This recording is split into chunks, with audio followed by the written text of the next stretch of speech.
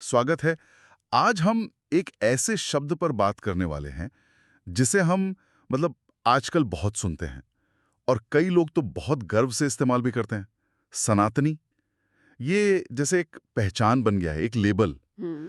पर क्या हमने कभी ये सोचने की कोशिश की है कि इस लेबल के पीछे का दर्शन क्या है?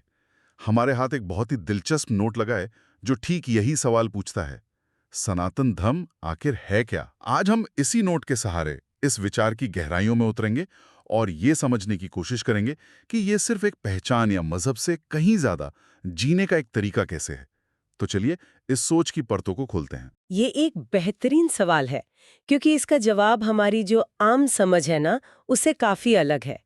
ये नोट सबसे पहली और सबसे जरूरी बात ये कहता है कि सनातन धर्म किसी एक पैगंबर, एक किताब या किसी एक खास समय से बंधा हुआ नहीं है। इसकी शुरुआत ही इस शब्द के मतलब से होती है।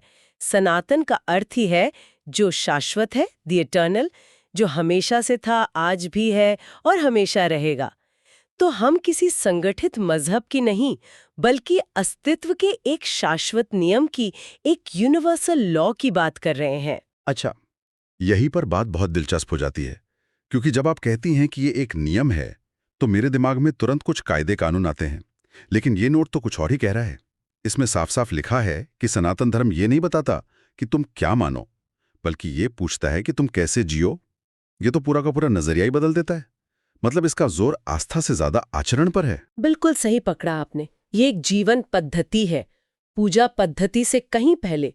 ये व्हाट टू बिलीव की कोई लिस्ट नहीं देता, बल्कि हाउ टू बी का एक ढांचा देता है।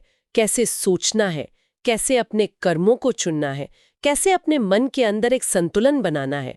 ये प्रैक्टिकल गाइड है, कोई थ्योरी की किताब नहीं। पर अगर ये मानने के बारे में नहीं है तो फिर इसका आधार क्या है? मतलब हर दर्शन का कोई तो केंद्रीय विचार होता है, और यहाँ वो केंद्रीय विचार है धर्म।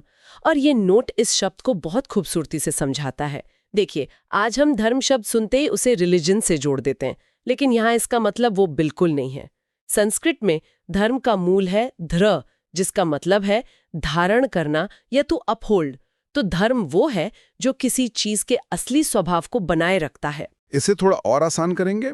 कोई उदाहरण है नोट में? हाँ, बहुत अच्छी उदाहरण है। जैसे नोट कहता है कि सूर्य का धर्म है प्रकाश और ऊर्जा देना। वो यही करता है, यही उसका स्वभाव है। अग्नि का धर्म है जलाना और ऊष्मा देना। पानी का धर्म है बहना और शीतलता देना। वो सब अपना अपना धर्म निभा रहे हैं। इसी तरह मनुष्य का भी एक धर्म है। और वो क्या है? वो धर्म है सत्य, करुणा, कर्तव्य और न्याय के रास्ते पर चलना। ये किसी भगवान का आदेश नहीं, बल्कि मनुष्य होने का एक स्वाभाविक गुण है। हाँ। मतलब ये कि इंसान होने के नाते हमारा एक बेसिक ऑपरेटिंग सिस्टम है और धर्म उस पर चलना है।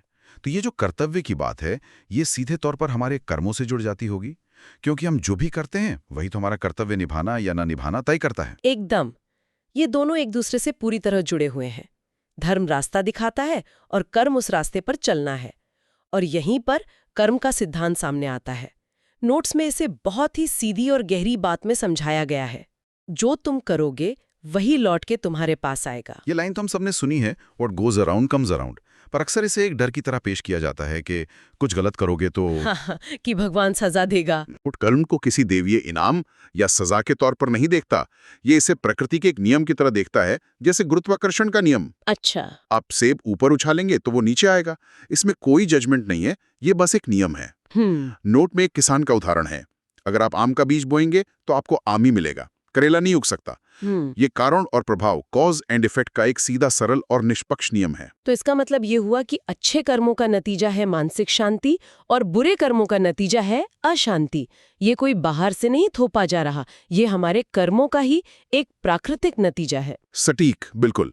ये एक इको या गूंज की तरह है। आप जिस तरह की आवाज घाटी में भेजेंगे वैसी ही गूंज वापस आएगी, और ये हमें हमारे जीवन के उद्देश्य की ओर ले जाता है।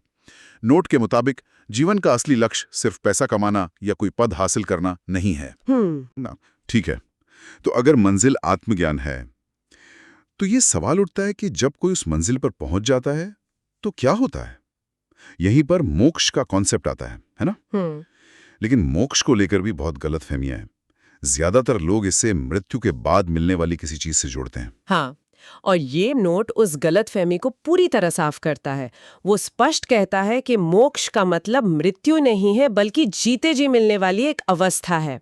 ये मुक्ति है। पर किससे मुक्ति? ये अज्ञान से मुक्ति है, अपने अहंकार और मैं की भावना से मुक्ति है, और जीवन के दुखों के जो मूल कारण हैं, यानी हमारी अपनी इच्छाएं और मोह, उनसे मुक्ति है। ये मरने के बाद का कोई स्वर्ग नहीं, बल्कि जीते जी मन की शांति और स्वतंत्रता की अवस्था है। मन की स्वतंत्रता, और इसी स्वतंत्रता से एक और बात निकल कर आती है जो मुझे इस नोट में बहुत शक्तिशाली लगी, वो है विविधता और अनेकता को स्वीकार करना। नोट कहता है कि किसी एक भगवान, एक रूप या एक तरीके को मानने की कोई मजबूरी नहीं है। ये इस दर्शन का दिल है। ये कहता है कि आप साकार को माने, यानी मूर्तियों या तस्वीरों को, या निराकार को माने, यानी एक निराकार शक्ति को। आप एक रूप की पूजा करें या अनेक रूपों की, कोई फर्क नहीं पड़ता, क्योंकि इसका सार एक महावाक्य में छिपा है। एकम सत विप्रा बहुधा वदंती, यानी सत्य एक ही है, ज्ञानी उसे अलग अलग नामों से पुकारते हैं। ये तो आज की दुनिया के लिए बहुत जरूरी सोच है, जहां मजहब के नाम पर इतनी लड़ाई है। इसका मतलब तो ये हुआ कि मंजिल एक ही है, पहाड़ की चोटी एक ही है, बस उस पर चढ़ने के रास्ते अलग-अलग हो सकते हैं। बिल्कुल। और ये सिर्फ पोलाइट एक्सेप्टेंस नहीं है, ये जेन्युइन रिस्पेक्ट है। ये दर्शन कहता है कि मेरा रास्ता तुम्हारे रास्ते से बेहतर है, ये सोचने की जरूरत ही नहीं है। अगर तुम्हारा रास्ता तुम्हें सत्य के करीब ले जा रहा है, तो वो तुम्हारे लिए सही है। ये कोई कट्टरपंथी ढांचा नहीं है, बल्कि एक खुला मैदान है जहां हर किसी को अपना रास्ता खोजने की आजादी है। ये सुनने में बहुत अच्छा लगता है, लेकिन क्या इसकी कोई सीमा है? मेरा मतलब है, अगर कोई रास्ता दूसरों को नुकसान पहुंचाने की बात करे, क्या वो भी स्वीकार्य है? ये दर्शन इस विरोधाभास को कैसे सुलझाता है? बहुत जरूरी सवाल है ये, और इसका जवाब वापस धर्म की अवधारणा में मिलता है। याद है मनुष्य का धर्म क्या है? सत्य, करुणा, न्याय। हाँ। तो अगर कोई रास्ता इन मूल मानवीय धर्मों के खिलाफ जाता है, यानी उसमें हिंसा है, नफरत है या झूठ है, तो वो सत्य की ओर ले ही नहीं जा सकता। वो रास्ता उस एक चोटी की तरफ नहीं, बल्कि खाई की तरफ जा रहा है। तो रास्ते अनेक हो सकते हैं, पर उन सभी को धर्म की कसौटी पर खरा उतरना होगा। सही है। ये एक संतुलन बनाता है। और इसी आज़ादी से जुड़ा एक और पहलू है सवाल पूछने की आज़ादी। ये नोट कहता है कि ये दर्शन सवाल पूछने से डरता नहीं, बल्कि उसे बढ़ावा देता है। हाँ, ये बहुत बड़ी बात है। कई धार्मिक व्यवस्थाएं कहती हैं, मान लो, सवाल मत करो। हाँ, आस्था पर सवाल नहीं। बिल्कुल, लेकिन यहाँ ठीक उल्टा है। उपनिषद गुरु और शिष्य के बीच गहरे संवाद हैं, सवाल जवाब हैं। श्रीमद् भगवद गीता अपने आप में अर्जुन के सवालों और कृष्ण के जवाबों का एक पूरा महाकाव्य है।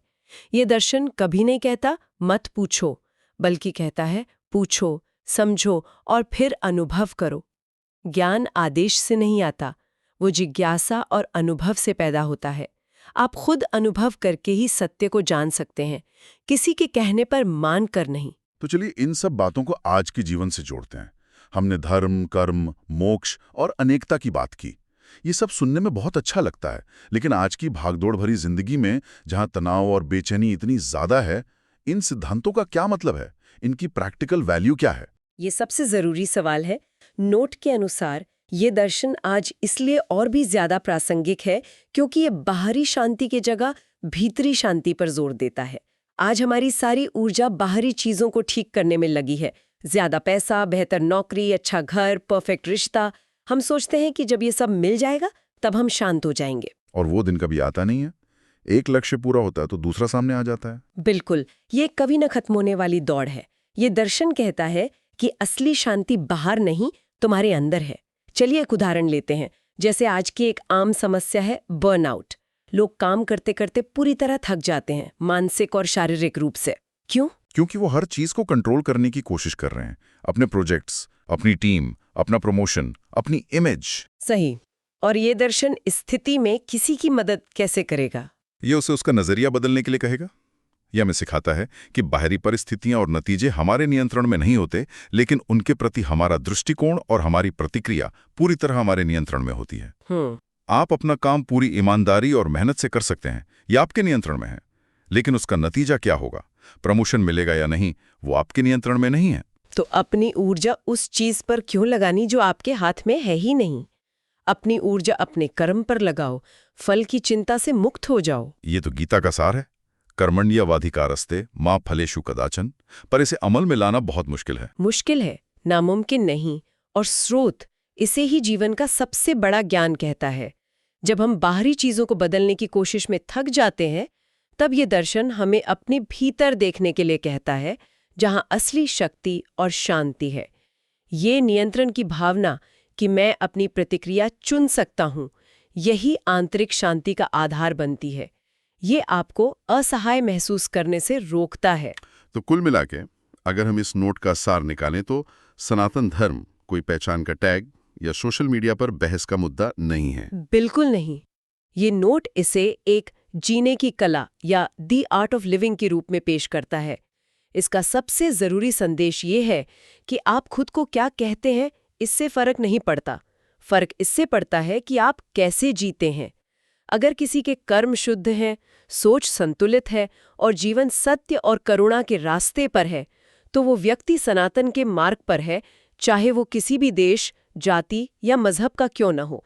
और जैसा कि नोट के अंत में लिखा है, जो मुझे लगता है कि इस पूरी चर्चा का निचोड़ है, सनातन धर्म बाहर नहीं अंदर से शुरू होता है। बिल्कुल। और ये विचार मुझे लगता है हमारी सुनने वालों के लिए एक बहुत जरूरी सवाल छोड़ जाता है। अगर सनातन का मार्ग, जैसा कि इस स्रोत में बताया गया है, किसी की मान्यताओं से नहीं बल्कि उसके कर्म, उसकी सोच और उसकी आंतरिक स्थिति से परिभाषित होता है, तो ये सवाल उठता है कि किसी के भी जीवन में वो कौन सा एक छोटा बदलाव या दृष्टिकोण में परिवर्तन हो सकता है जो उसे उसके स्वयं के धर्म के यानी उसके सच्चे स्वभाव के और करीब ले जाए।